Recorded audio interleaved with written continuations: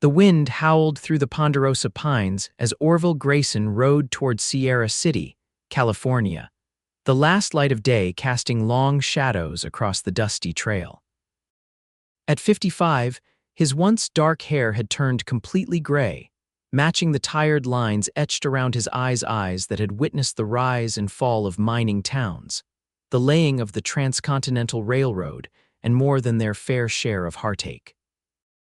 It was 1879, and the California gold rush had long since faded into legend. Sierra City, nestled in the Sierra Nevada mountains, had managed to survive where other boomtowns had withered, transforming into a modest but steadfast community of miners, merchants, and the occasional drifter passing through. Orville hadn't planned on staying, but fate had other ideas. His horse, an aging chestnut gelding named Copper, snorted as they approached the outskirts of town. Orville patted the animal's neck, the familiar gesture more comforting to himself than his mount. "Just passing through, old friend," he murmured, though the words felt hollow even to his own ears. He'd been just passing through for nearly 8 years now, never settling, never allowing roots to take hold in the soil of his life. Not since Sarah had died in that Kansas fever outbreak back in '71. Sierra City's Main Street emerged before him, wooden storefronts and saloons lining both sides, their windows glowing with lamplight as dusk settled over the mountains.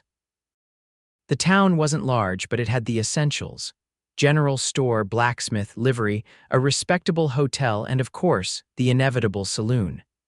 The scent of pine mingled with wood smoke, and the savory aroma of cooking from the hotel's kitchen. Orville guided Copper toward the livery stable, his back aching from the long ride.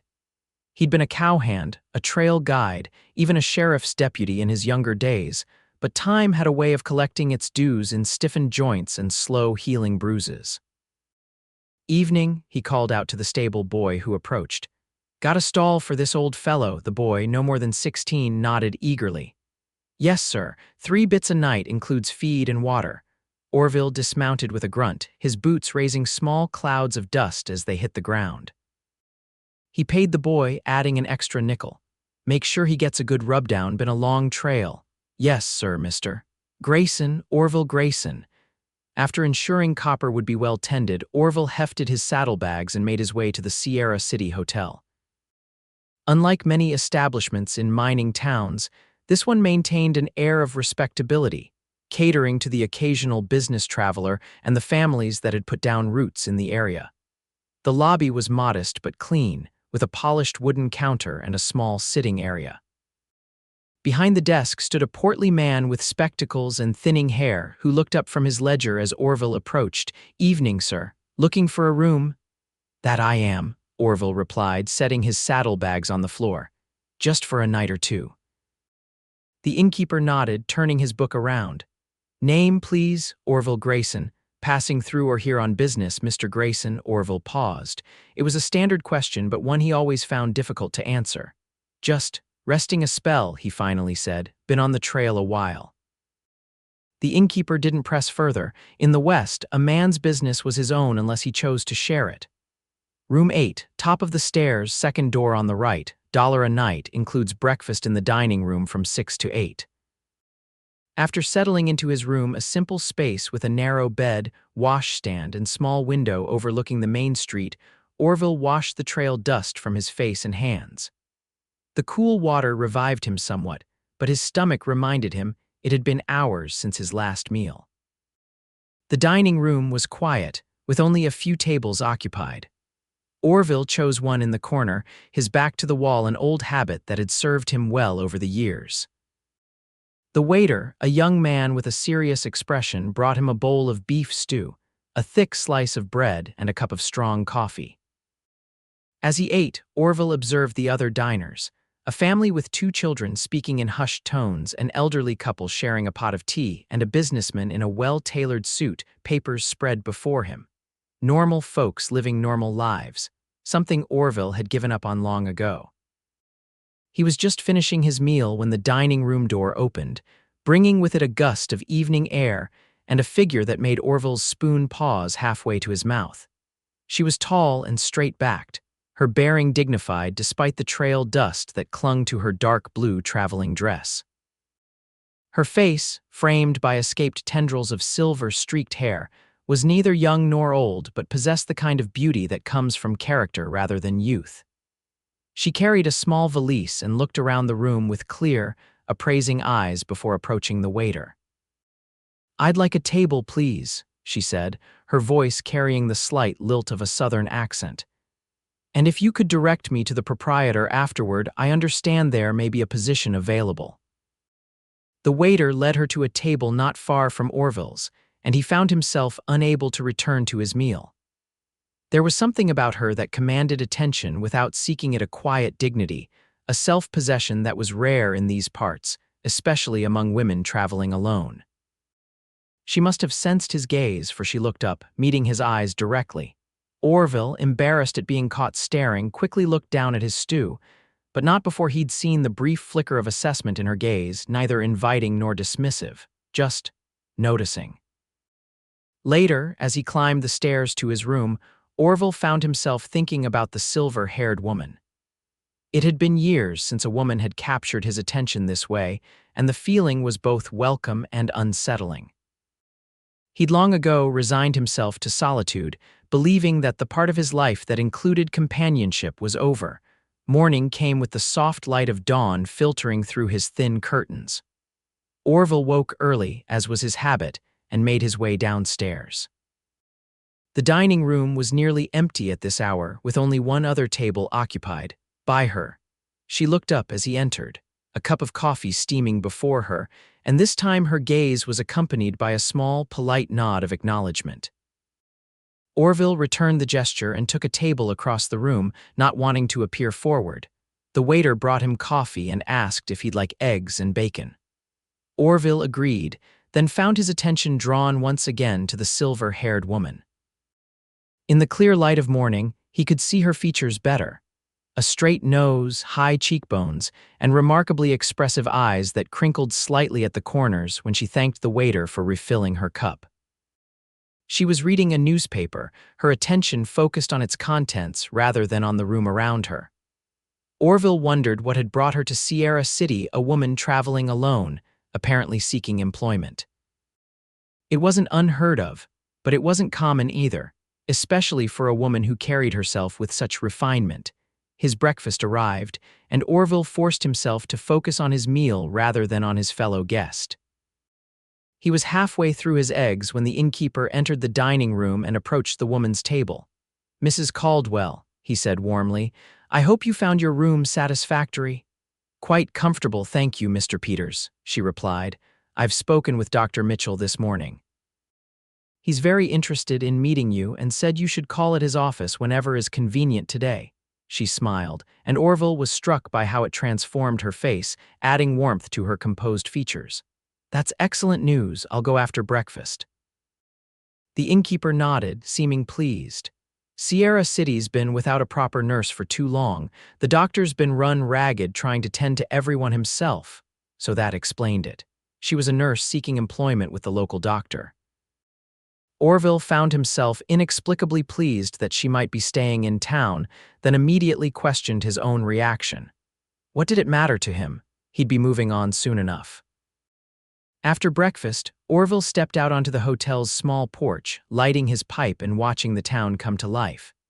Shopkeepers opened their doors, a wagon loaded with lumber creaked down the street, and a group of miners headed toward the hills, picks and shovels slung over their shoulders.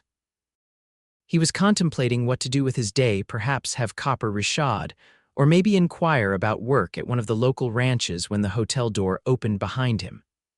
Mrs. Caldwell emerged, now wearing a neat gray dress and carrying a small medical bag. She paused when she saw him, those observant eyes taking in his weathered face and the pipe in his hand. "Good morning," she said with a slight nod. "Morning, madam," Orville replied, removing his hat briefly. "Heading to see the doctor, I hear." A hint of surprise crossed her features, followed by understanding.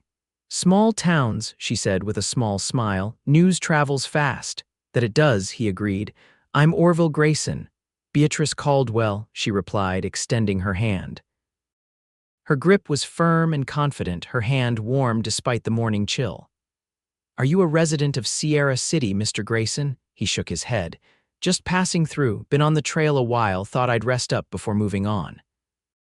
Something in her expression suggested she understood more than he'd said.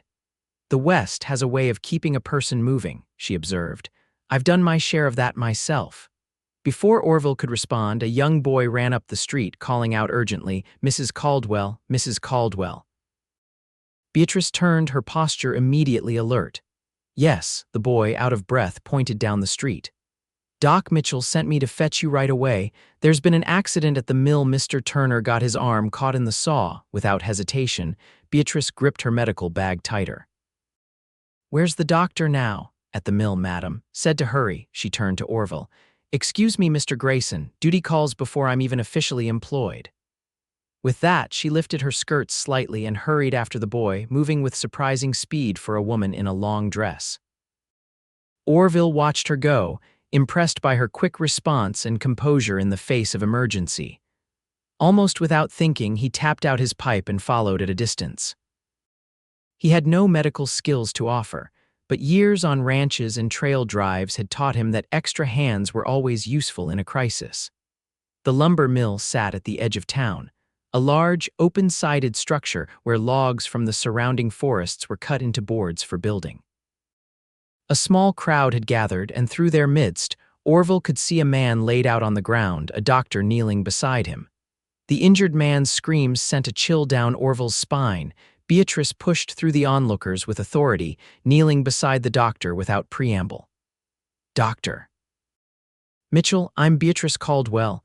The doctor, a harried-looking man with blood-stained sleeves, glanced up with evident relief.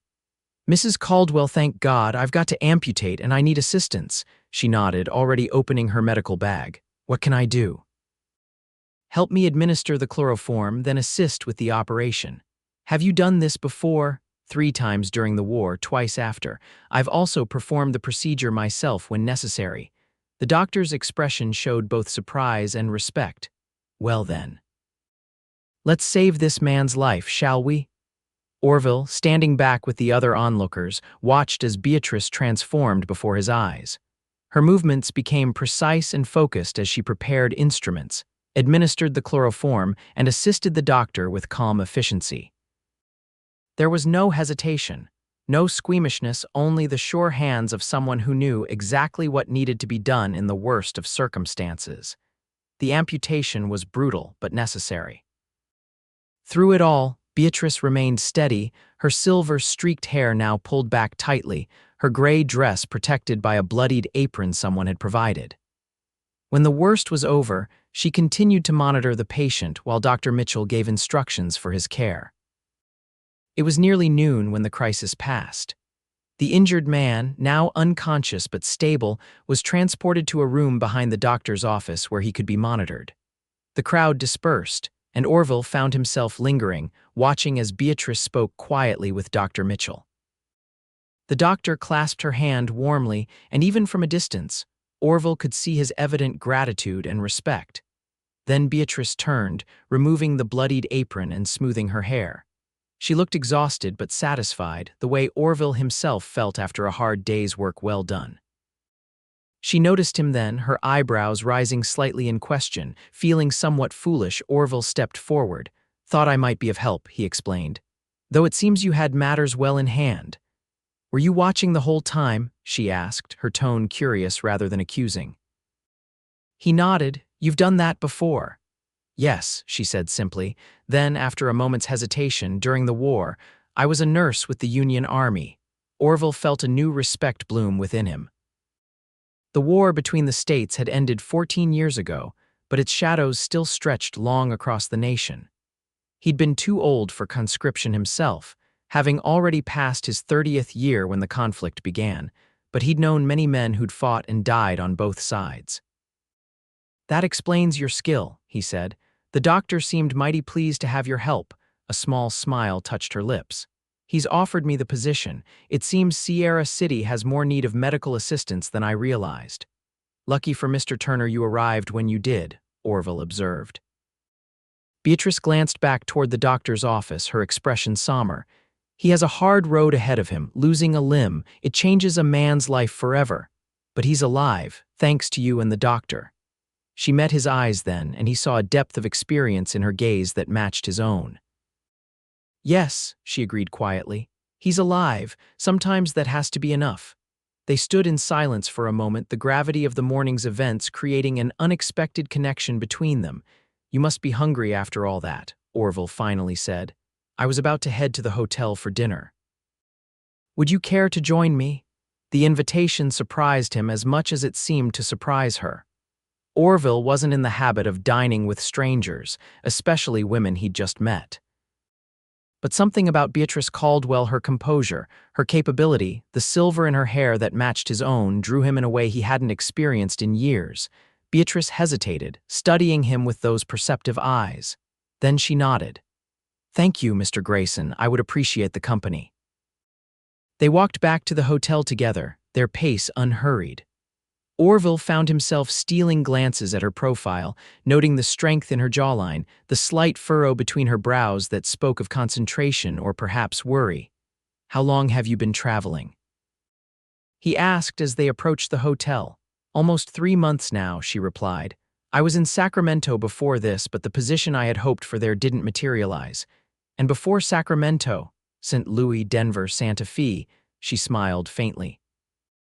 I've been just passing through quite a few places in the last few years. Her echo of his own words from earlier wasn't lost on Orville. Sounds familiar, he admitted. The dining room was busier now, with several tables occupied by locals having their midday meal. Heads turned as they entered, curious eyes assessing the pair, the gray-haired cowboy and the silver-haired nurse, both strangers to town but already connected to local events. They found a table near the window, and Orville held her chair, an old courtesy he hadn't practiced in years.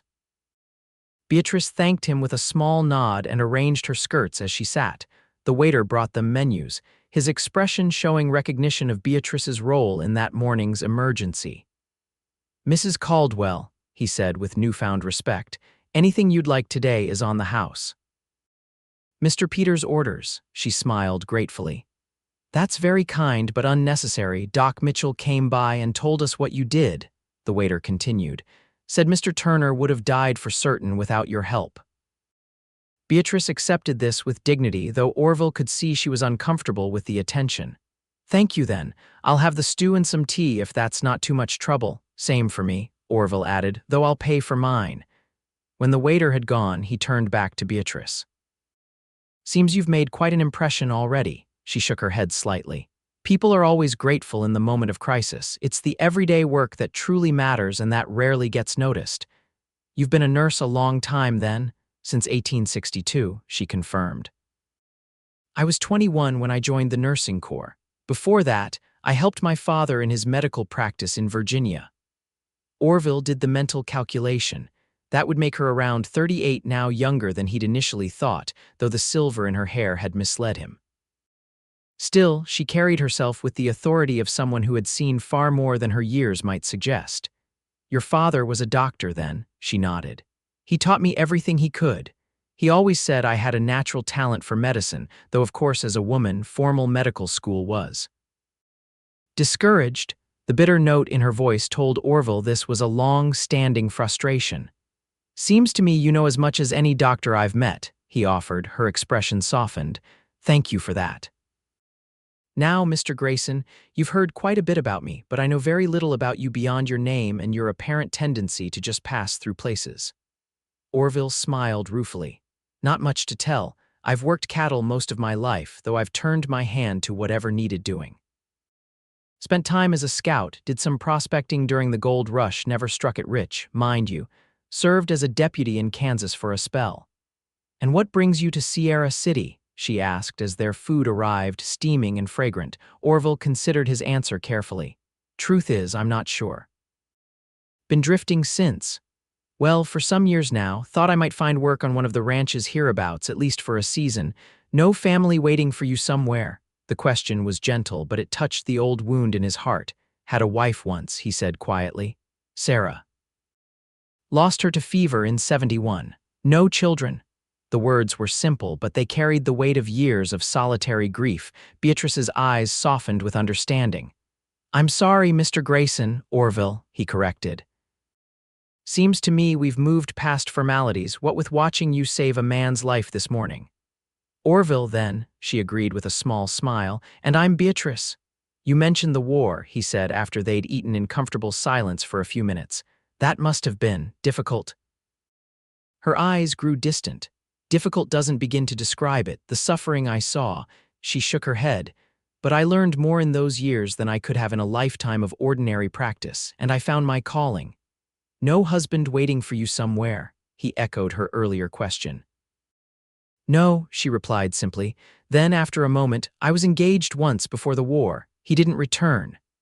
The unspoken loss hung between them, a shared understanding that needed no elaboration. "And after?" Orville found himself asking. Beatrice's smile held a touch of irony. "After the war, I found that my experiences had changed me. The young women who went off to serve came back different. Some men find that unsettling." Orville nodded, understanding perfectly.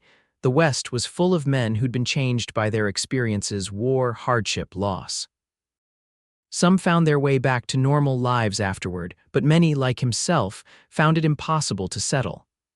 "And then there's this," she added, touching the silver strands in her otherwise dark hair. "It started during the war, a streak of white after a particularly terrible battle at Antietam. The rest followed gradually. Some call it shock, others say it's just how some people age. Either way, it tends to make people assume I'm older than I am." "It suits you," Orville said honestly. "Matches your eyes." She looked up, surprised by the personal observation, and he felt a moment of embarrassment at his forwardness.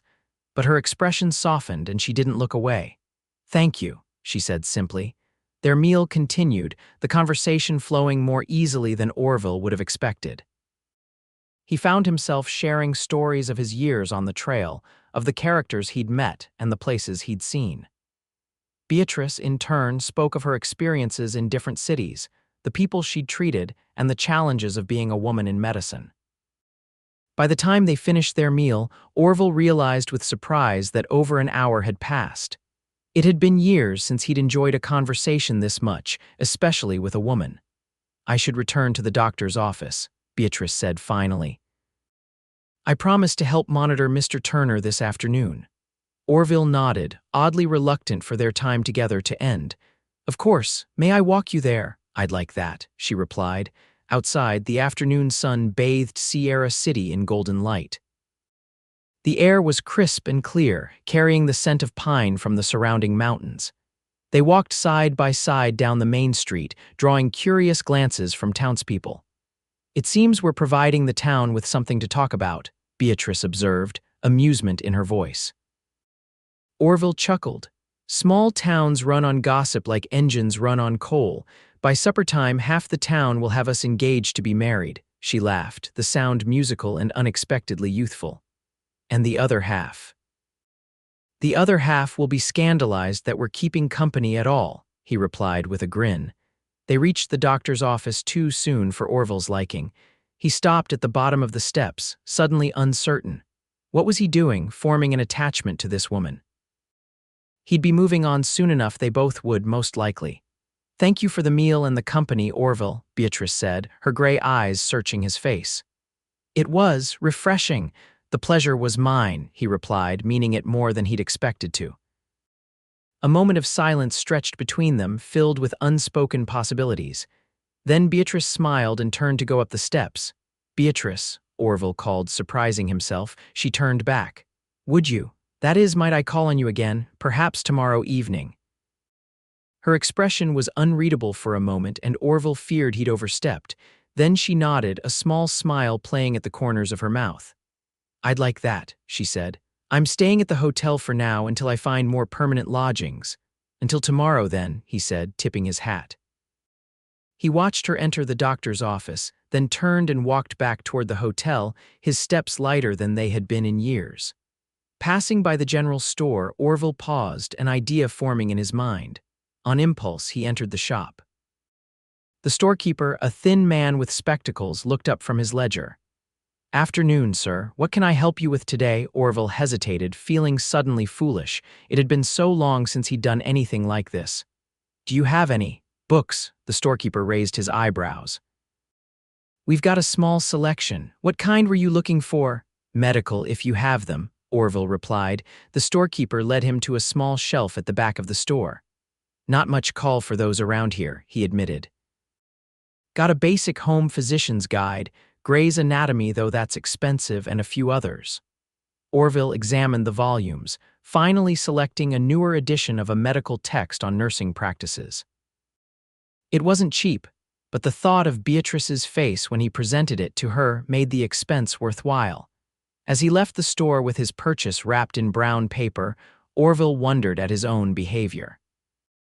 He'd known this woman less than a day, and already he was buying her gifts and making plans to see her again. It was impulsive, perhaps even foolish. And yet, he couldn't remember the last time he'd felt this alive. That evening, Orville sat on the hotel porch, smoking his pipe and watching the sunset paint the Sierra Nevada mountains in shades of pink and gold. He'd spent the afternoon inquiring about work at nearby ranches and had learned of an opportunity at the Parker place about 5 miles outside of town. The ranch foreman had seemed interested in Orville's experience and had invited him to come out the next day to discuss terms. It was a good opportunity, exactly what he'd been looking for when he rode into Sierra City. Yet now, the prospect of taking the job carried new complications. If he stayed, would Beatrice Caldwell become more than just a passing acquaintance? And if she did, was he ready for that? His thoughts were interrupted by the sound of footsteps on the porch. Looking up, he saw Beatrice approaching, her expression weary but satisfied. The evening breeze had loosened tendrils of her dark hair streaked with silver, framing her face in a way that made her look younger, more vulnerable. "Good evening," she said, settling into the chair beside him. "Mind if I join you?" "Not at all," he replied, pleased by her unexpected appearance. "How's your patient?" "Stable for now," she sighed. "The shock is wearing off, which means the real pain is setting in. I've given him laudanum, but—" She shook her head. "The hardest part will be when he fully understands how his life has changed." Orville nodded in understanding. He'd seen men lose limbs before, had witnessed their struggle to adapt to their altered circumstances. "He's lucky to have you looking after him." She gave him a tired smile. "That's kind of you to say." Her gaze shifted to the distant mountains. "It's beautiful here." "I can see why people settled in this valley." "Thinking of staying then?" he asked, trying to keep his tone casual. "Perhaps," she replied thoughtfully. "Dr. Mitchell has offered me a permanent position as his nurse and assistant. The pay is fair, and there's a small cottage behind his office that goes with the job." She turned to look at him. "And you, have you decided to stay a while?" Orville tapped his pipe against the porch railing. "Talked to the foreman at the Parker Ranch today. They're looking for someone with experience to help manage their herd. Want me to ride out tomorrow to discuss terms." "That sounds promising," she observed. "How far is the Parker place?" "About 5 miles west of town," he replied. "Good spread from what I hear." Old Man Parker was one of the first settlers in the valley. They sat in companionable silence, watching as the first stars appeared in the deepening blue of the evening sky. Orville was acutely aware of Beatrice's presence beside him, the subtle floral scent of her, the way her hands rested calmly in her lap, the steady rhythm of her breathing. "Orville," she said after a while, her voice soft in the gathering dusk, "may I ask you something personal?" He nodded, curious. "How long have you been drifting?" The question caught him off guard with its directness, but somehow he didn't mind. 8 years, he admitted. Since Sarah died, never could settle anywhere after that. "What was she like?" Beatrice asked gently. Orville's throat tightened at the unexpected question. Few people asked him about Sarah anymore. Most assumed the subject was too painful. And it was painful, but in that moment, he found he wanted to share her memory. "She was sunshine," he said finally. "Always laughing, always seeing the good in everything. We met in Missouri when I was working cattle drives. She was the daughter of the hotel keeper in Kansas City. Married her after a 3-month courtship and never regretted a day of it." "She sounds wonderful," Beatrice said softly. "She was," he agreed. "When the fever took her, it was like the light went out of the world. Couldn't stand to be in the same town after that with all those memories, so I started moving and never really stopped. Beatrice nodded, understanding in her eyes. Grief does that, makes us restless, as if we could somehow outrun the pain by changing our surroundings. And you, he asked, you mentioned an engagement before the war. Her gaze returned to the distant mountains. James, she said, the name carrying a weight of memory. He was studying to be a doctor, like my father. We grew up together in Virginia, had been sweethearts since we were 16. She paused. He joined the Union Army at the start of the war, which caused quite a scandal in our town. 2 months later, I followed, joining the nursing corps. My father never forgave either of us for choosing the Union. That must have been hard, Orville observed. It was, she agreed. James died at Gettysburg. I wasn't there, I was at a field hospital 20 miles away, didn't even know until weeks later. Her voice remained steady, but Orville could hear the old pain beneath her words. After the war, I couldn't go home. My father had disowned me, and the town. Well, loyalties ran deep in Virginia, so I went west, following the expansion of the railroads, working where I was needed. And you've been moving ever since, Orville concluded, seeing the parallel to his own life with new clarity. Beatrice nodded. Until now, perhaps. She turned to face him fully. I'm tired of running, Orville, aren't you? The question struck him like a physical blow. Was he tired of running? The answer came to him with surprising certainty. Yes. He was bone-weary of the endless road, the temporary connections, the persistent emptiness. But the prospect of stopping, of allowing himself to form attachments again, carried its own kind of terror. I think I might be, he admitted, the words feeling like a confession, their eyes held in the deepening twilight, a moment of perfect understanding passing between them. Two wanderers, both scarred by loss, both carrying silver in their hair as visible reminders of the roads they'd traveled. The moment was broken by the hotel door opening, spilling lamplight onto the porch. The innkeeper emerged, looking surprised to find them there. Evening, Mrs. Caldwell, Mr. Grayson, he said. Just coming out to light the porch lamps, getting dark early these days. Beatrice rose gracefully from her chair. I should retire. It's been a long day, and tomorrow promises to be equally demanding. She turned to Orville. Good night, Mr. Grayson. I hope your meeting at the Parker Ranch goes well. Good night, Mrs. Caldwell, he replied formally, aware of the innkeeper's curious gaze. Thank you for your company. He watched her go inside, then tapped out his pipe and rose to follow. Tomorrow would bring new decisions, new possibilities. For the first time in years, Orville found himself looking forward to what the future might hold. Morning dawned clear and crisp, with a hint of autumn in the air. Orville woke early, his mind already active with thoughts of the day ahead. The meeting at the Parker Ranch would determine whether he had a reason to stay in Sierra City, beyond, of course, the silver-haired woman who had unexpectedly captured his attention. After a quick breakfast, during which he saw no sign of Beatrice, Orville collected copper from the livery stable and set out for the Parker Ranch. The trail led west from town, following a winding creek through groves of aspen and pine. The land opened up gradually, revealing rolling meadows where cattle grazed on the last of the summer grass. The ranch itself was impressive. A large main house, several outbuildings, corrals, and a substantial barn. As Orville approached, he could see men at work mending fences, moving cattle, carrying out the daily tasks that kept a successful ranch running. A man separated from the others and rode out to meet him. He was perhaps 40, with a weathered face and the confident seat of someone who'd spent his life on horseback. Morning, the man called as he drew near. You must be Grayson. I'm Tom Wilson, foreman here at the Parker place. Orville nodded in greeting. Orville Grayson. Appreciate you taking the time to see me. Wilson sized him up with a practiced eye. Heard you've got experience with cattle. 20 years or more, Orville confirmed. Worked spreads from Texas to Montana and plenty in between. The foreman nodded, apparently satisfied. Mr. Parker's waiting up at the house. Come on.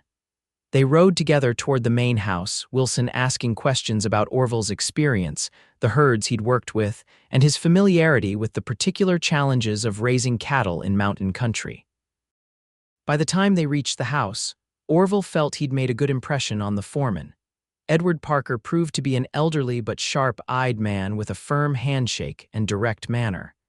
He invited Orville into his study, where they discussed the position over coffee. The ranch needed someone to oversee the daily management of their growing herd, as Parker himself was getting too old for the more physical aspects of ranching, and his son was more interested in the business side of the operation. "Foreman says you know your business," Parker said at last. "And I trust his judgment. Position pays $40 a month plus room and board. We've got a small cabin about a half-mile from the main house where you'd stay. Comes furnished such as it is." It was a fair offer, better than many Orville had received over the years. The work would be demanding but within his capabilities, and the prospect of having his own place, even a small cabin, held appeal after years of bunkhouses and rented rooms. "When would you need me to start?" Orville asked. "Monday next would be fine," Parker replied. "Give you time to settle any business you've got in town." Orville nodded, his mind already calculating what he would need to do. "I'd like to accept your offer, Mr. Parker." The older man smiled, extending his hand. "Glad to hear it. Tom will show you the cabin before you head back to town, so you know what you're getting into." The cabin proved to be a sturdy, if simple, structure with 2 rooms, a main living area with a stone fireplace and small kitchen and a separate bedroom. The furniture was basic but serviceable: a table and chairs, a bed, a chest of drawers, and a rocking chair by the fireplace. It needed cleaning and some minor repairs, but Orville had lived in far worse places.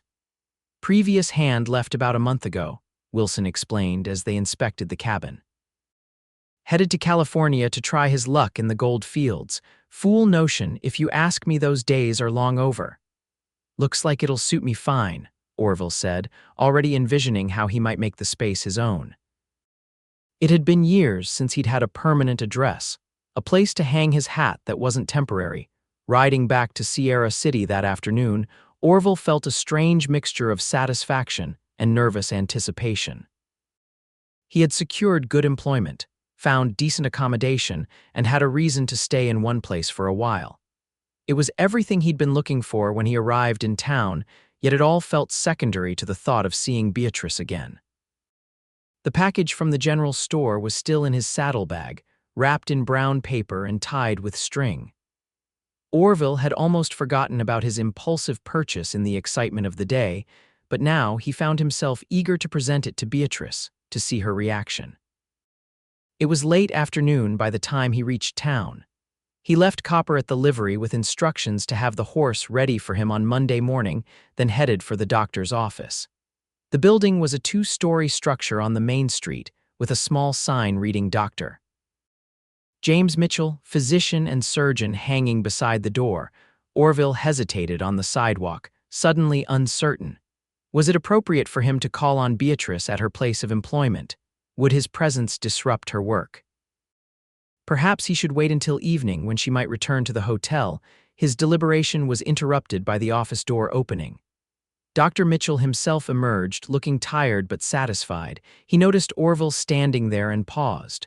"Can I help you, sir?" he asked. "I was hoping to speak with Mrs. Caldwell," Orville replied, feeling uncharacteristically awkward. The doctor's expression cleared. "Ah, you must be Mr. Grayson. Beatrice mentioned you." He extended his hand. "James Mitchell, I understand you witnessed our emergency procedure yesterday." Orville shook the offered hand, somewhat surprised that Beatrice had mentioned him to her employer. "That's right. Impressive work, if you don't mind my saying so." Dr. Mitchell nodded. "Mrs. Caldwell is a godsend to this community, Mr. Grayson. Her experience is invaluable." He gestured toward the door. "She's inside, finishing up some paperwork. I'm sure she wouldn't mind if you went in. I was just heading home for dinner." "Thank you, doctor," Orville said, relieved by the man's easy manner. The interior of the office was neat and well organized, with a small waiting area and examination room visible through an open door. Beatrice sat at a desk in the corner, her head bent over a ledger, her silver-streaked hair pulled back in a practical knot. She looked up as the door closed behind Orville, her expression shifting from concentration to pleased surprise. "Orville," she said, setting down her pen, "I wasn't expecting to see you until this evening. "I've just returned from the Parker Ranch," he explained, approaching her desk. "Thought I'd stop by and share the news."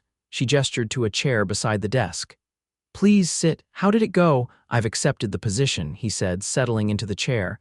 "Starting Monday next, they've got a cabin on the property where I'll be staying."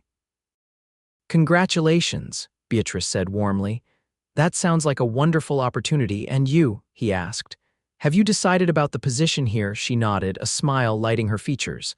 "I have. Dr. Mitchell and I finalized the arrangements this morning. I'll be staying in the cottage behind the office. We spent part of the day cleaning it up. It's small but quite comfortable." The realization that they would both be staying in Sierra City, both putting down at least temporary roots, filled Orville with an unexpected joy. "I brought you something," he said, reaching into his saddlebag and withdrawing the wrapped package. "It's not much, just something I thought you might appreciate." Beatrice looked surprised as she accepted the parcel. "A gift for me." She untied the string carefully and unwrapped the brown paper to reveal the medical text. Her eyes widened as she read the title. "The latest edition of Nightingale's Notes on Nursing," she breathed. "Orville, this is— How did you know?" "Just a guess," he admitted, pleased by her reaction. "The storekeeper said it was fairly new, and I thought it might be useful to you in your work." She ran her fingers over the cover reverently. "I've read excerpts, of course, but never owned a copy. This is incredibly thoughtful, Orville, thank you." The genuine pleasure in her eyes made any concerns about the cost of the book evaporate. Orville had forgotten how satisfying it could be to give someone a gift they truly appreciated. "You're very welcome," he said. "Consider it a welcome gift to Sierra City." Beatrice set the book carefully on her desk, then looked up at him with an expression he couldn't quite interpret. "Would you be willing to help me with something, Orville?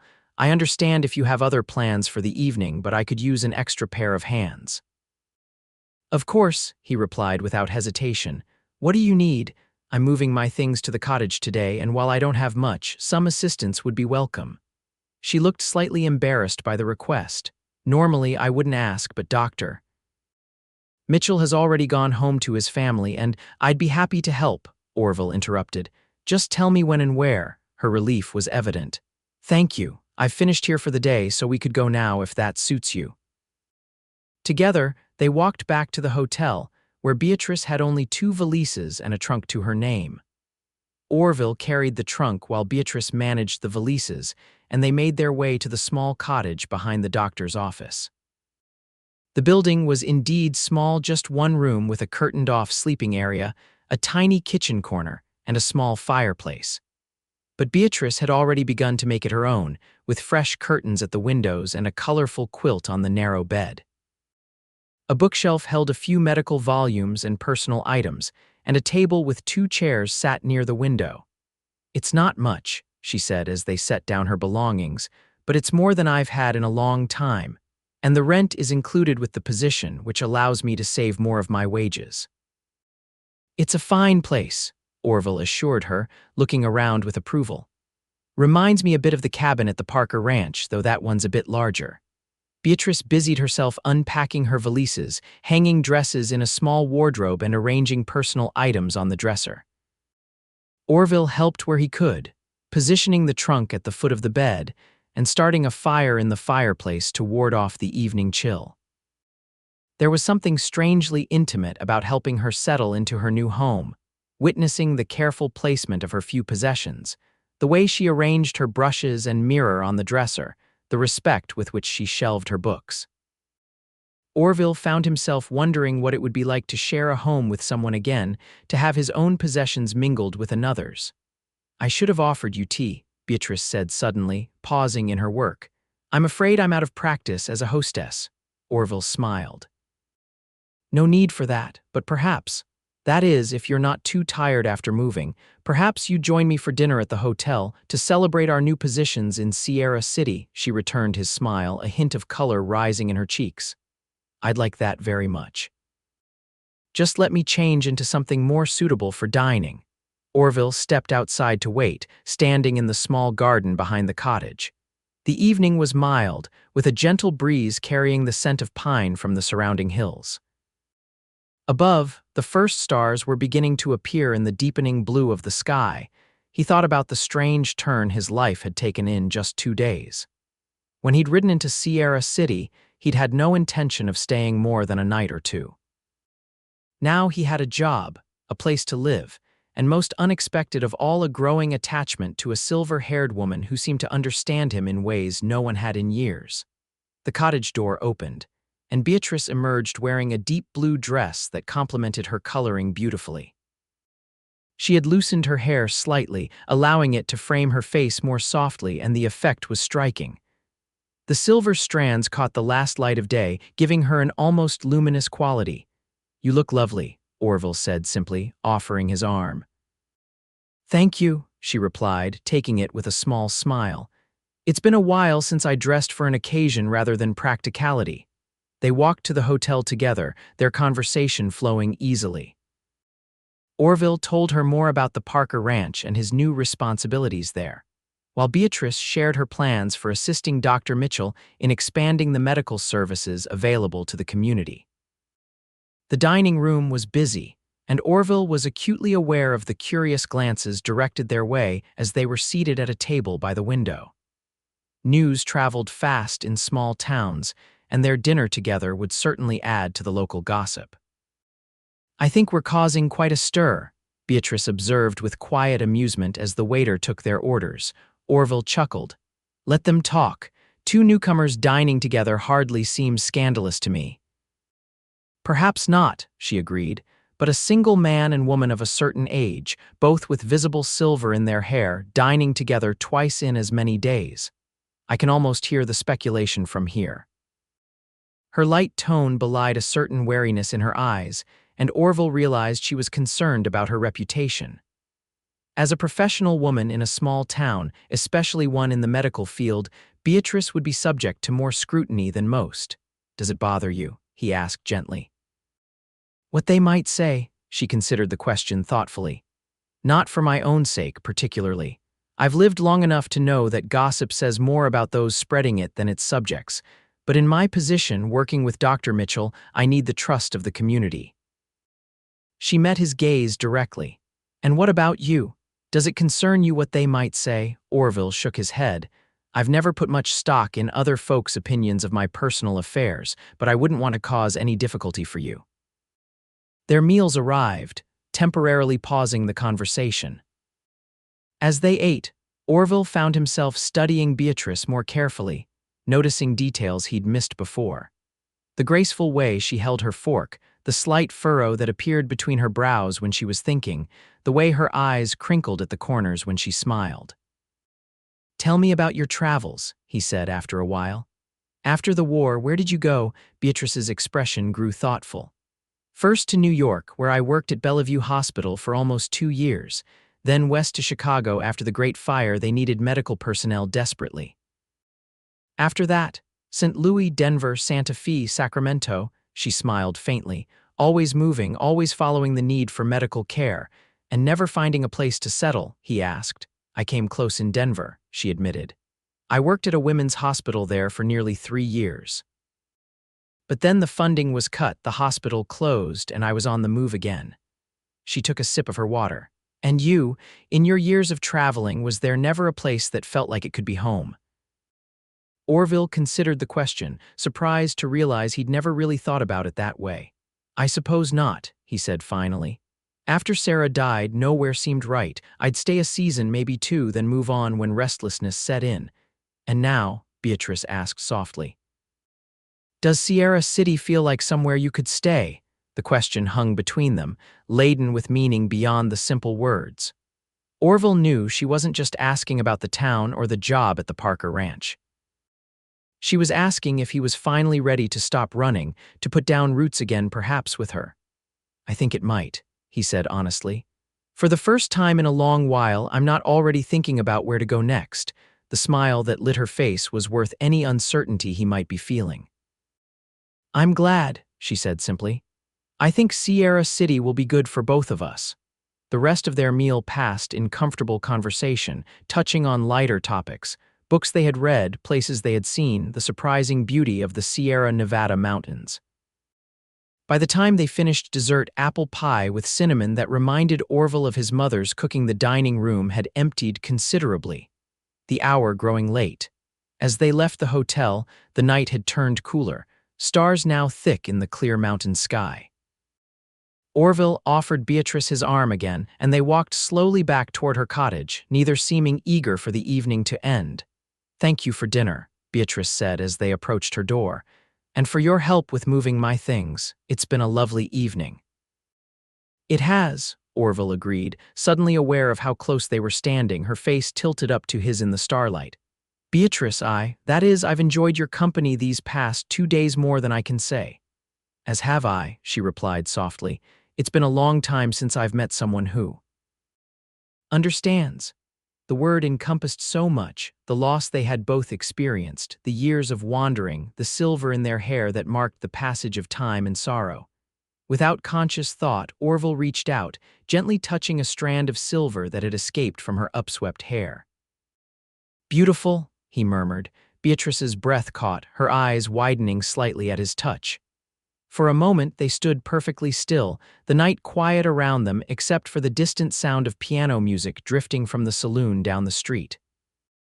Then, with gentle deliberation, Orville leaned forward and pressed his lips to hers in a kiss that held both question and promise. Beatrice's hand came up to rest against his chest, not pushing him away but steadying herself as she responded with equal gentleness. When they parted, Orville saw a mixture of surprise, pleasure, and uncertainty in her eyes. "I'm sorry if that was forward of me," he said, though he wasn't sorry at all. "It wasn't unwelcome," she assured him, a hint of color in her cheeks visible even in the dim light.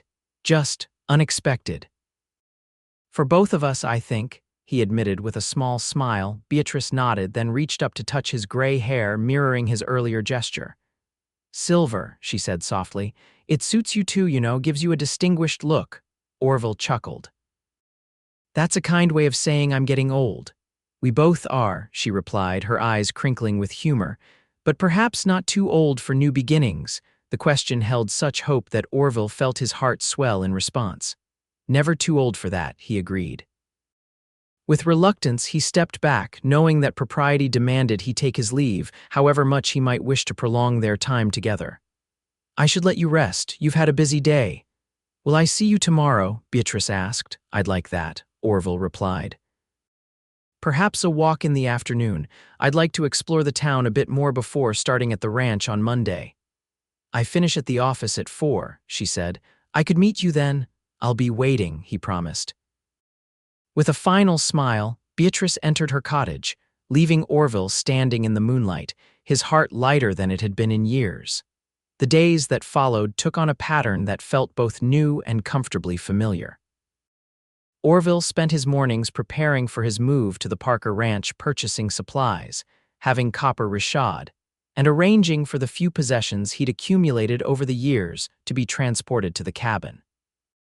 His afternoons were devoted to exploring Sierra City with Beatrice, learning the rhythms and routines of the town that was to be their home. They walked along the creek that wound through the eastern edge of town, their conversation flowing as naturally as the water beside them. They browsed the general store together, Orville helping Beatrice select housewares for her cottage while she advised him on what he might need for his cabin. They attended Sunday services at the small white church on the hill, sitting side by side in a pew near the back, conscious of the curious glances but increasingly indifferent to them. And each evening they dined together, sometimes at the hotel, sometimes in Beatrice's cottage where she proved to be a skilled cook despite her modest facilities. After dinner, they would sit by the fire, reading aloud to each other from books they had found at the general store or simply talking about their lives, their hopes, and gradually their growing feelings for one another. Monday arrived with a sense of both excitement and regret. Orville would be moving to the Parker Ranch that day, beginning his new position as herd manager. The 5-mile distance between the ranch and town wasn't great, but it would mean seeing less of Beatrice in the days ahead.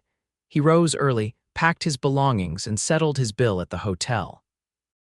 Copper waited patiently at the livery stable, saddled and ready for the journey. But before leaving town, Orville had one more stop to make.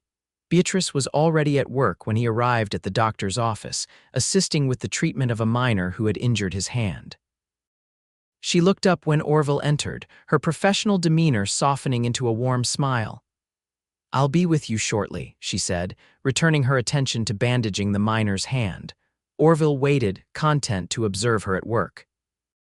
She moved with confidence and care, her instructions to the patient clear and compassionate. When the miner was finally sent on his way with a small packet of powder for pain, Beatrice approached Orville, wiping her hands on a clean towel. "You're leaving for the ranch," she said, noting his travel-ready appearance. "I am," he confirmed. "Wanted to say goodbye before I went," her expression softened. "It's only 5 miles, Orville, hardly a permanent farewell." "Even so," he said, taking her hands in his. "I've grown accustomed to seeing you every day. It'll be strange not to." "You'll be busy with your new responsibilities," she reminded him. "As will I, but perhaps you might ride into town on Sunday for church and then dinner at my cottage." The invitation warmed him. "I'd like that very much." They stood in silence for a moment, hands still joined, reluctant to part. Then, mindful that they were in a public place of business, Orville stepped back. "Until Sunday, then," he said, tipping his hat. Beatrice nodded, her eyes conveying what propriety prevented her from expressing more openly. Until Sunday. The Parker Ranch welcomed Orville with the organized chaos typical of a working cattle operation.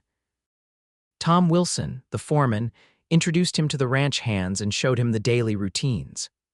Old Man Parker himself made an appearance to ensure Orville was settling in well, and by the end of the first day, it felt as if he'd been part of the operation for weeks rather than hours.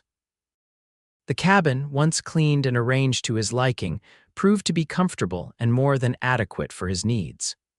Orville found himself appreciating the quiet evenings, the solitude broken only by the occasional lowing of cattle or the distant howl of a coyote. Yet as he sat by the fire on his third night, reading by lamplight, he found his thoughts repeatedly turning to Beatrice, wondering what she was doing, if she was also sitting by her fire with a book in hand. On Thursday, one of the ranch hands rode into town for supplies and returned with a letter for Orville. The handwriting on the envelope was neat and precise, unmistakably Beatrice's. He waited until he was alone in his cabin before opening it, savoring the anticipation. "Dear Orville, I hope this letter finds you well and settling into your new position at the Parker Ranch. Sierra City seems strangely quiet without your presence, though of course that's merely my perception rather than reality. Work at the doctor's office continues apace. We had a case of measles in the Johnson family, all 5 children, but caught it early enough that they should recover without complications. Doctor.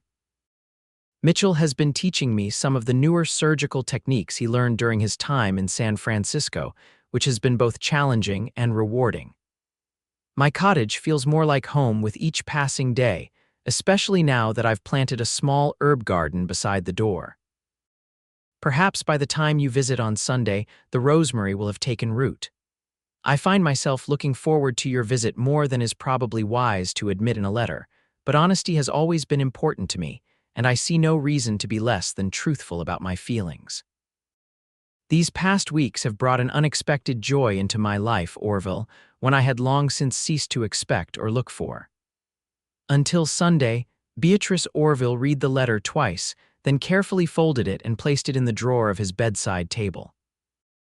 The simple admission of her feelings echoed his own, and he found himself counting the days until Sunday with an eagerness that both amused and slightly embarrassed him.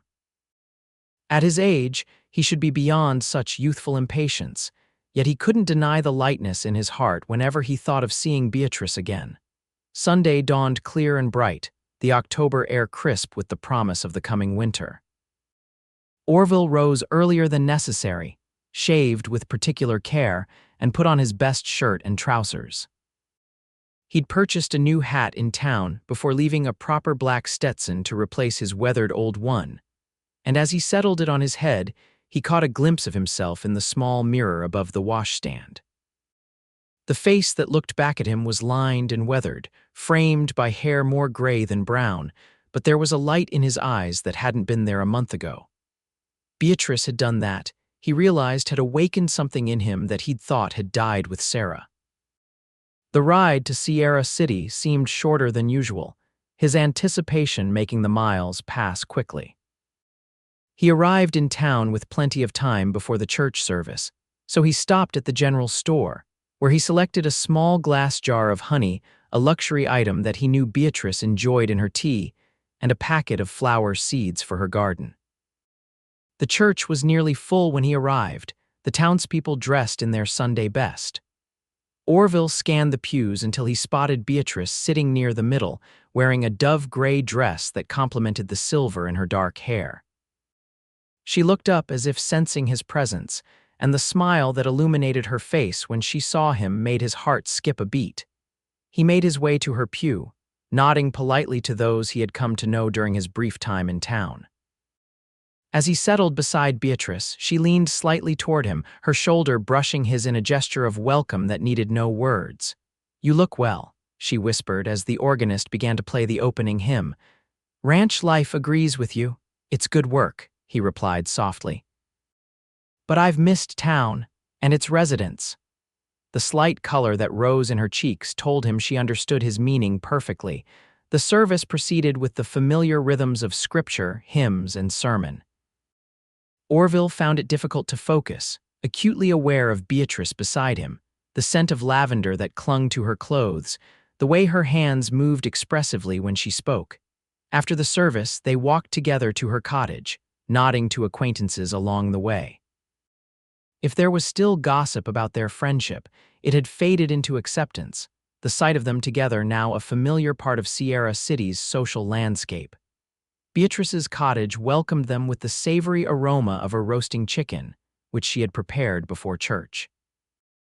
As she bustled about the small kitchen, adding vegetables to the pot and setting the table, Orville presented his gifts. "Oh, Orville," she exclaimed, turning the jar of honey in her hands. "This is such a luxury, and flower seeds, how thoughtful." "Thought your garden could use some color to go with those herbs," he explained. Beatrice set the gifts on the table and then, with a directness that took him by surprise, stepped forward and wrapped her arms around him in an embrace. "I've missed you," she said simply. Orville returned the embrace, holding her close, savoring the solidity and warmth of her. "And I've missed you," he replied, his voice rough with emotion. They stood like that for a long moment, neither willing to be the first to pull away. When they finally separated, there was a new awareness between them, an unspoken acknowledgement that whatever was growing between them had deepened during their week apart. Dinner was a leisurely affair, their conversation flowing from topic to topic with the ease of long acquaintance. Orville told her about his work at the ranch, the personalities of the ranch hands, and his plans for improving the herd's management. Beatrice shared stories from her week at the doctor's office, the progress of her patients, and the medical texts she was studying under Dr. Mitchell's guidance. As dusk fell, they moved to the two chairs beside the fireplace, where Orville built up the fire to ward off the evening chill. Beatrice prepared tea, adding a generous spoonful of the honey he had brought, and they settled into comfortable silence, content simply to be in each other's presence. "Orville," Beatrice said after a while, her voice thoughtful, "may I ask you something?" "Anything," he replied, setting aside his cup. She studied him for a moment, her gray eyes reflective in the firelight. "When you think of Sarah now, what do you feel?" The question caught him off guard, not because it was inappropriate, but because he hadn't expected such directness. Yet as he considered it, he realized it was exactly the kind of honest inquiry he had come to expect from Beatrice. "I feel gratitude," he said finally. "Gratitude for the years we had together, for the love we shared. There's still sadness, of course I suspect there always will be, but it's no longer the raw grief that drove me away from Kansas." He paused, searching for the right words. "It's more like an old wound that's healed but left a scar. You don't forget it's there, but it doesn't pain you the way it once did." Beatrice nodded, her expression understanding. "That's how I feel about James now. For years after his death, I couldn't think of him without feeling as if I were being torn apart inside. But gradually, the memories became precious rather than painful." She looked down at her hands, then back up at Orville. "I sometimes wondered if I was being disloyal to his memory by letting the grief fade." I know exactly what you mean, Orville said softly. Felt the same way myself. Like maybe if I stopped grieving, it meant I'd stopped loving her. Yes, Beatrice agreed. Exactly that. But that's not how it works, is it? He continued, reaching out to take her hand. The love remains even when the sharpest pain fades.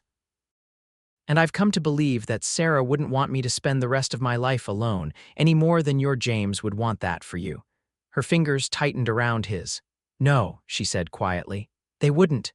The moment stretched between them, filled with unspoken feelings and possibilities. Then Beatrice rose from her chair, still holding Orville's hand, and drew him to his feet. Standing close, her face tilted up to his, she placed her free hand against his cheek. Orville Grayson, she said, her voice steady despite the vulnerability in her eyes, I'm falling in love with you. I didn't expect it, wasn't looking for it, but there it is. And I hope, you might be feeling the same way. The simple honesty of her declaration took his breath away. In response, he leaned down and kissed her, pouring into the gesture all the feelings he couldn't yet put into words. Beatrice's arms went around his neck, drawing him closer, her response leaving no doubt about her feelings. When they finally parted, both somewhat breathless, Orville rested his forehead against hers. I am, he confirmed. Falling in love with you, that is. Have been since that first day, I think, when I saw you save that man's life. Beatrice smiled, her eyes bright with emotion. We're quite a pair, aren't we? Both of us with more silver than not in our hair, both having given up on this kind of happiness years ago. Silver suits us, he said, touching the bright strands at her temple. Means we've lived enough to appreciate what we've found. They talked long into the evening, making plans and sharing hopes for their future together. It was decided that Orville would continue at the Parker Ranch, at least through the winter, while Beatrice maintained her position with Dr. Mitchell. They would see each other on Sundays and whenever Orville could ride into town during the week, and in the spring. Well, in the spring they would reassess, perhaps considering a more permanent arrangement. It was late when Orville finally took his leave, knowing he needed to return to the ranch before morning. Their farewell at the door held the sweetness of new love combined with the patience of those who had learned that good things were worth waiting for. I'll write, Beatrice promised, her hands resting lightly on his chest. And I'll count the days until next Sunday, Orville replied, capturing her hands and bringing them to his lips. The winter of 1879-1880 proved to be one of the mildest in Sierra City's memory, with just enough snow to blanket the mountains in white, but not enough to make travel between the town and outlying ranches difficult. For Orville and Beatrice, it was a season of deepening connection, their love growing steadily as they shared the weekly rhythm of separation and reunion. Orville thrived in his position at the Parker Ranch, earning the respect of the ranch hands and the confidence of Old Man Parker himself. His experience with cattle and his natural leadership abilities made him an invaluable addition to the ranch's operations.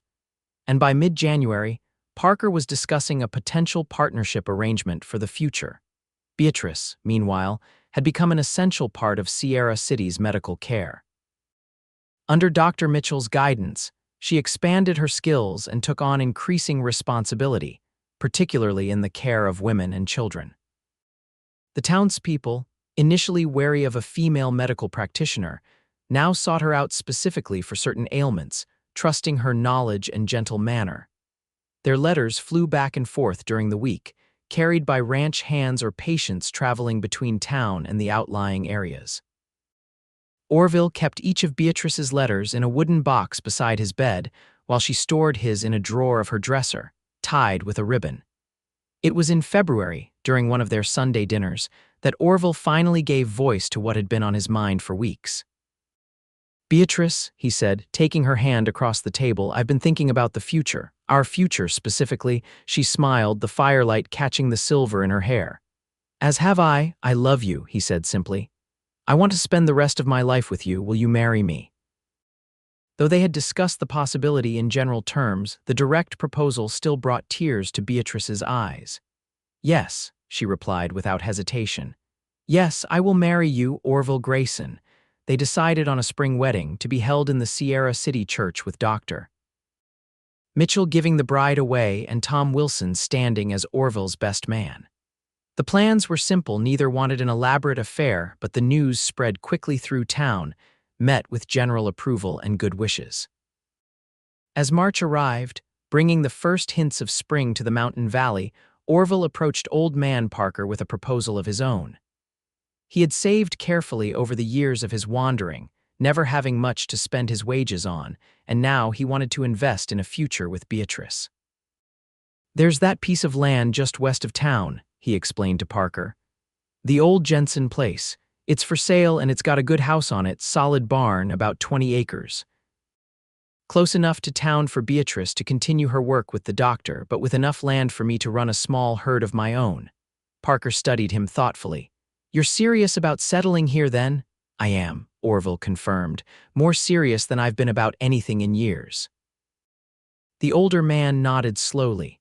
"Jensen's asking a fair price for that land. Good water rights, good grazing, you'd be wise to snap it up." He paused, then added, "I'd hate to lose you as herd manager, though." "I'd still be available to consult," Orville offered. "And I'd be breeding stock compatible with your herd, so we could continue to work together that way." In the end, Parker not only approved of the plan but offered to provide Orville with a small starter herd as a wedding gift, a gesture that moved the normally stoic cowboy deeply. The purchase of the Jensen place was completed by the end of March, and Orville set about making repairs and improvements to the house in preparation for Beatrice's arrival as his wife.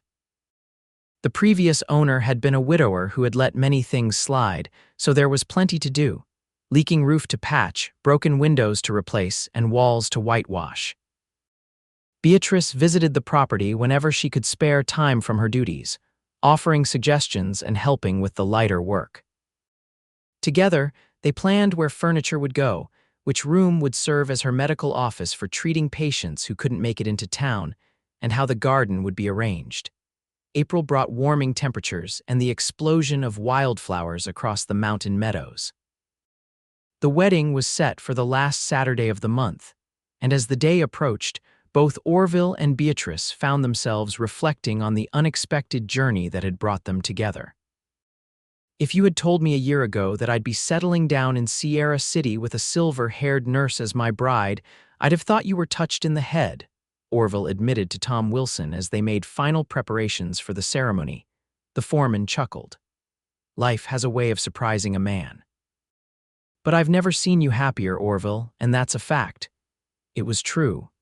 The restlessness that had driven him for 8 years had vanished, replaced by a contentment he hadn't thought possible after Sarah's death. He still thought of her, still cherished the memories of their time together, but the sharp edge of grief had been softened by his love for Beatrice. Somehow, loving again didn't diminish what he had shared with Sarah. Instead, it honored her memory by proving that she had taught him how to open his heart. The wedding day dawned clear and bright, the mountains standing sentinel in the distance as Sierra City prepared for the celebration.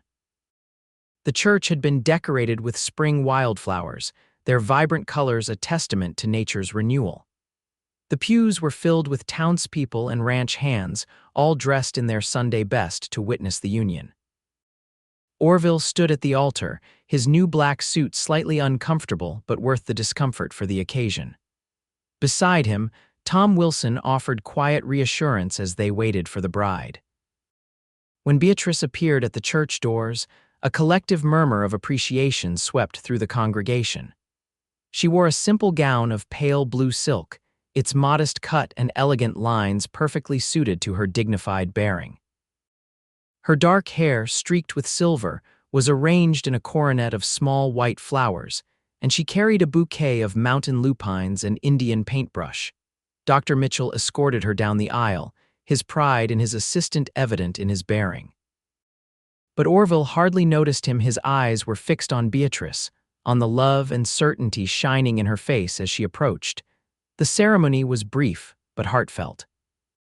They exchanged vows they had written themselves, promising to honor and cherish each other through whatever years remained to them, to support each other's work and dreams, and to create a home filled with love and healing. When the minister pronounced them husband and wife, Orville kissed Beatrice with a tenderness that brought tears to more than a few eyes in the congregation. They turned to face their friends and neighbors as Mr. and Mrs. Orville Grayson, their faces alight with happiness. The celebration continued at the hotel, where a reception had been arranged in the dining room. There was music and dancing, a feast prepared by the hotel kitchen, and a wedding cake adorned with fresh flowers. Orville and Beatrice moved among their guests, accepting congratulations and well wishes, their hands rarely apart throughout the evening. As the sun set over the mountains, casting long shadows across Sierra City, Orville led Beatrice out onto the hotel porch for a moment of quiet amid the festivities. They stood side by side, his arm around her waist, gazing at the town that had brought them together. "Happy, Mrs. Grayson?" Orville asked, still savoring the newness of being able to call her his wife. Beatrice leaned against him, her head resting on his shoulder. "Happier than I ever thought possible," she replied. "And you, Mr. Grayson, any regrets about settling down after all those years on the trail?" "Not a one," he assured her, tightening his arm around her. "Though I have to admit, when I rode into Sierra City last fall, I never imagined I'd be riding out with a wife." She chuckled, the sound warm in the evening air. "And I never imagined that a gray-haired cowboy would change the course of my life." "We match, you know," Orville said, touching the silver strands in her hair. "Both of us carrying our histories right here for anyone to see." "Silver badges of honor," Beatrice agreed. "Marks of living and loving and losing and finding our way again." They stood in comfortable silence, watching as the first stars appeared in the deepening blue sky. Behind them, the sounds of celebration continued, but this moment belonged to them alone, a quiet acknowledgement of the journey that had brought them together, and the journey they were about to begin. Later that night, they rode to their new home together, Beatrice seated before Orville on copper, her wedding dress carefully arranged to accommodate the ride. The house was waiting for them, lamplight glowing in the windows where Tom Wilson had gone ahead to prepare for their arrival. Orville helped Beatrice down from the horse, then swept her into his arms to carry her across the threshold, both of them laughing at the traditional gesture. Inside, the house was warm and welcoming, with a fire burning in the hearth and flowers on the table. "Welcome home, Beatrice Grayson," Orville said, setting her gently on her feet in the middle of their new living room. She turned a full circle, taking in the home they would share, the life they would build together. Then she faced him, her eyes bright with tears of joy. "Home," she repeated. "After all these years of wandering, we've both found our way home." Orville took her in his arms, marveling at the miracle of their finding each other so late in life, when both had thought love had passed them by. The silver in their hair might mark the years they had lived, the losses they had endured, but it also shone like a promise in the lamplight, a promise of wisdom hard-won, of hearts that had learned to cherish the precious gift of love all the more for having once lost it. "I love you, Beatrice," he said softly, his voice rough with emotion. "And I thank God every day that you walked into that hotel dining room with silver in your hair." "And I love you, Orville Grayson," she replied, reaching up to touch his gray hair with gentle fingers. "My silver-haired cowboy who taught me that it's never too late for a new beginning." In the years that followed, Orville and Beatrice Grayson became fixtures in Sierra City's life. Their small ranch prospered, with Orville's careful management expanding their herd and establishing a reputation for quality breeding stock throughout the region. Beatrice continued her work with Dr. Mitchell while also treating patients at their home, eventually training several young women in basic nursing skills and midwifery. Their home became known as a place of hospitality and healing, where travelers were welcomed, medical emergencies were handled with calm efficiency, and sage advice was offered to those who sought it.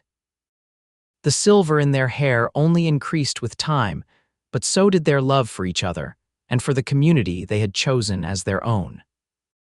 And on quiet evenings, they would often sit together on their porch, watching the sunset paint the Sierra Nevada mountains in gold and crimson, their hands clasped together in silent gratitude for the unexpected gift they had found in each other, two wanderers with silver in their hair, who had discovered that love, like hope, can bloom at any age for hearts willing to take the risk of beginning again.